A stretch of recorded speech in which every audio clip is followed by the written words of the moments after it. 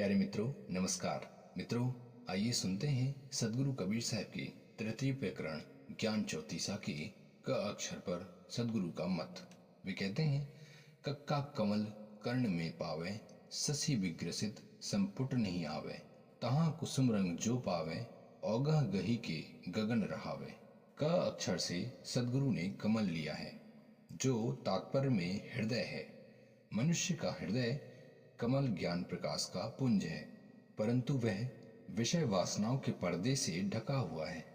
जब वह पर्दा हटता है तब मनुष्य का हृदय ज्ञान से प्रकाशित हो जाता है। ऐसे आलोकित हृदय में ही स्वरूप बोध, आत्मबोध और तत्वबोध होता है। विकारों से भरे हुए मन में स्वरूप बोध नहीं हो सकता।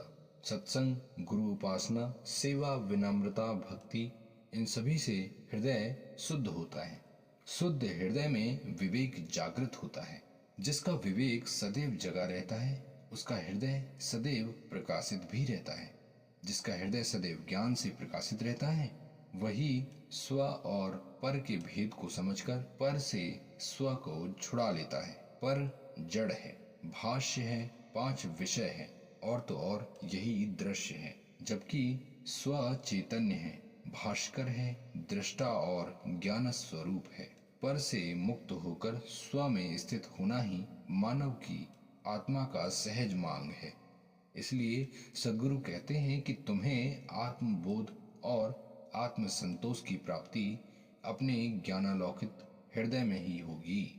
स्वरूप ज्ञान और स्वरूप स्थिति की निरंतरता बनी रहे, इसके लिए शर्त है ससी विग्रसित संपुट नहीं आवे, अर्थात मन सदैव जागृत रहे। शशि कहते हैं चंद्रमा को। चंद्रमा मन का देवता माना गया है, इसलिए यहाँ चंद्रमा से अर्थ मन है। सद्गुरु कहते हैं कि साधक का मन सदैव विकसित, चिंतनशील, विवेकशील और जागृत रहना चाहिए। साधक सदैव अपने मन पर सावधान रहे, इसे विषयों के स्मरणों में न भूलने दे, अन्यथा वो इसी में प्रसुप्त हो जाएगा। विषयों में डूबा मन स्वरूप ज्ञान तथा स्वरूप स्थिति के योग्य नहीं रह जाता। इसलिए साधक को चाहिए कि वो एक रस स्वरूप स्थिति को बनाए रखे। इसके लिए अपने मन को जागृत भी रखना होगा। आगे है, तहाँ कुसुम रंग जो पावे। कुसुम रंग का अर्थ यहाँ पीला रंग नहीं है, बल्कि शुद्ध स्वरूप ज्ञान है। साखी प्रकरण में सदगुरु ने कहा है, हंसा तू तो सुवर्ण वर्ग। सुवर्ण वर्ग या स्वर्णिम रंग पीला रंग नहीं है, बल्कि ज्ञान स्वरूप रंग है। इसलिए सदगुरु कहते हैं कि जब तुम्हें अपने शुद्ध स्वरूप का ज्ञान हो, तब उसे धारण कर शांत हो जाओ। आगे है, औगाह गही के गगन रहावे। अपना स्वरूप अपने आप को आगाह है, परंतु उसे ही ग्रहण करके शांत रहना भी है। प्रश्न होता है कि आगाह गाह कैसे हो सकता है। आगाह मतलब होता है एक को दूसरा पकड़े। सदगुरु उत्तर साफ करते हैं। वे कहते हैं, हम अपने दाहिने हाथ को दाहिने हाथ से नहीं पकड़ सकते, लेकिन हाथ तो हमारा ही है, ऐसा समझ लें तो हाथ पकड़ा हुआ ही है।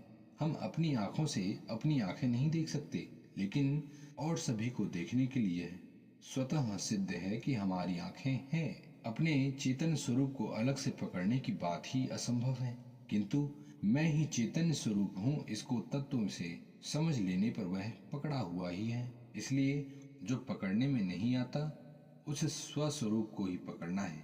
इसका अर्थ है समझकर शांत हो जाना है। गगन रहावे का अर्थ है हृदय में शांत रहें। हृदय ही चेतन हंस का आकाश है। श्रुति भी कहती है, वह आत्मा हृदय में ही है। जो इस रहस्य को दिन प्रतिदिन जानता है, वो उसे बाहर ढूंढने के स्थान में हृदय के भीतर ढूंढता है, और ऐसा ढूंढने वाला व्यक्ति ही जान सकता है कि स्वर्ग कहाँ है। मित्रों, सदगुरु कबीर का यह ज्ञान चौतीसा हमें स्वस्वरूप का बोध कराता है। इस स्वस्वरूप के बोध को आप किस प्रकार समझते हैं, ये सत्संग का आधार भी हो सकता है। आज का सत्संग आपको कैसा लगा, कृपया कमेंट करके ज़रूर बताएं।